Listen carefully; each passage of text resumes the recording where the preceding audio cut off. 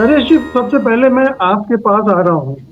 London से मध्य पूर्व कैसा दिख रहा है? क्या ईरान आ, हमला करने पर आमादा है?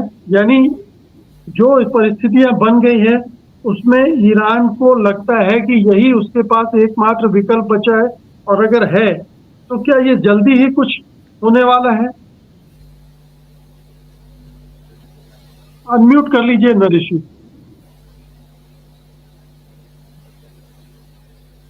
अ, जी। अब आपकी तरफ से है। अच्छा। जी, बस जी। हाँ। अ, दरअसल ईरान के सामने इस समय कोई चारा नहीं है, क्योंकि या ईरान की सरकार के सामने कोई चारा नहीं है कि इजराइल पर किसी तरह की वो सैनिक कार्रवाई करे। और उसकी वजह साफ है कि ईरान के जो नेता हैं, जो सर्वोच्च नेता हैं, अली खामेनेई, वो ये सरकार को निर्देश दे चुके हैं कि उन्हें इजराइल ने जो पिछले महीने इस्माइल हानिया की हत्या की थी ईरान में, जो कि ईरान के नए राष्ट्रपति के उद्घाटन समारोह में जान गए थे और वहां उनकी हत्या की थी, उसका जवाब देना जरूरी है। और जब वहां ईरान के जो सर्वोच्च नेता अगर ये कहते हैं, तो सरकार के पास में कोई उसके पास में विकल्प नहीं है। अब उनके पास विकल्प यही है कि ये हमला कितना बड़ा करें।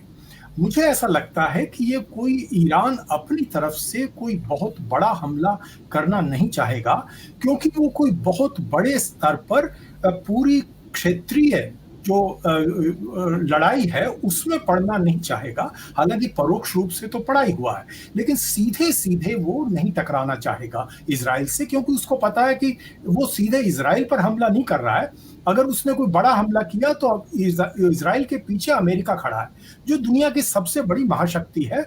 और पिछले कुछ दिनों से अमेरिका मध्य पूर्व में, यानी उस एरिया में अपनी सैनिक शक्ति बढ़ा रहा है।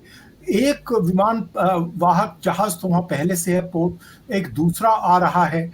इसके अलावा उन्होंने और बहुत सारे शिप वहां और बहुत सारे ड्रोन्स और पनडुब्बियां भेज रहे हैं। तो अपनी तरफ से अमेरिका तैयारी कर रहा है कि अगर लड़ाई होती है तो वो इजराइल की रक्षा के लिए ये पूरी तरह से तैयार रहेगा और उसमें कूद जाएगा।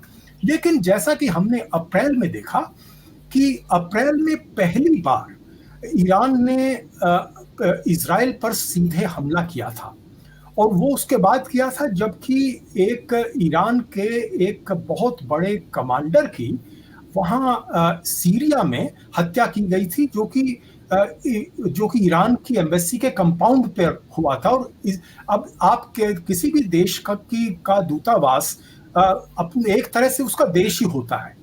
तो एक तरह से ईरान पर ही हमला वो इजराइल का हुआ था, तो उसका जवाब ईरान को देना था। और उसने जो जवाब दिया था, मुझे ऐसा लगता है कि शुरुआत में कम से कम उसी तरह का जवाब होगा। और वो जवाब ये था कि उन्होंने कोई 300 के करीब मिसाइल दागे थे, और कुछ उन्होंने सैकड़ों उन्होंने ड्रोन्स छोड़े थे। लेकिन वो पूरी ताकत से नहीं छोड़े थे, वो कुछ ऐसे छोड़े थे कि वो इजराइल उसके लिए तैयार था, और वो उसकी गति बड़ी धीमी थी। और धीरे धीरे इजराइल ने एक एक करके सबको उड़ा दिया था। एक दो का निशाना हुआ था, वो भी कोई उससे नुकसान नहीं हुआ। तो सच बात यह है कि ईरान को हमला तो करना होगा। सवाल यह है कि वो हमला कितना आगे बढ़ता है और उसका जवाब कैसे देता है इजराइल।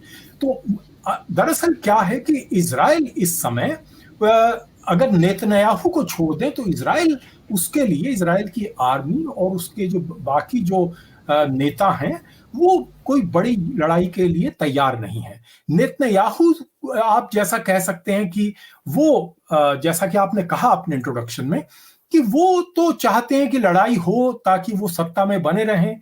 और यही वो इतने समय से कर रहे हैं। जो अभी आज ही एक न्यूयॉर्क टाइम्स की खबर है कि जिसमें ये आया है कि आप नेतन्याहू ये जो युद्ध विराम समझौते की बात जो चल रही थी उसको वो रोक रहे थे।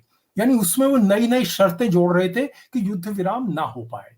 तो ये इससे ये पता चलता है कि इस नेतन्याहू जो सोच रहे हैं वो बाकी इजराइल नहीं सोच रहा और बाकी पश्चिमी जगत भी नहीं सोच रहा। और इसीलिए आज जो है ब्रिटेन, जर्मनी और फ्रांस ने अपनी तरफ से पहल करके ईरान को कहा कि आप ये संयम बरतिए।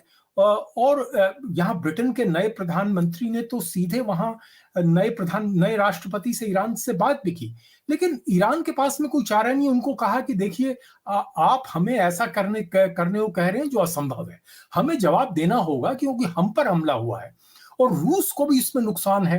हालांकि इसकी चर्चा हम थोड़ा देर से कर सकते हैं, जी लेकिन बिल्कुल। रूस अपनी तरफ से कोशिश कर रहा है कि रूस ने कहा है कि इस पर संयम बरतें। और आज महमूद अब्बास मॉस्को गए हैं, जो महमूद अब्बास जो पैलेस्टीन अथॉरिटी के जो नेता हैं और जिनसे पूरी दुनिया बात करती है। हमास को तो बहुत सारे देश आतंकवादी संगठन मानते हैं, लेकिन अमेरिका तक भी फिलिस्तीनियन अथॉरिटी को मान्यता देता। उसके नेता आज मॉस्को में हैं। तो अपनी तरफ से ग्लोबल स्तर पर, अंतर्राष्ट्रीय स्तर पर इस लड़ाई को आगे कोई गंभीर रूप ना ले, ये ना एक रीजनल युद्ध ना हो, क्योंकि रीजनल युद्ध होगा, ये क्षेत्रीय युद्ध ही बना रहेगा, ये कोई गारंटी नहीं है। उसके बाद में और आगे भी फैल सकता है। तो ऐसा खतरा कोई बड़ी ताकतें नहीं लेना चाहेंगी।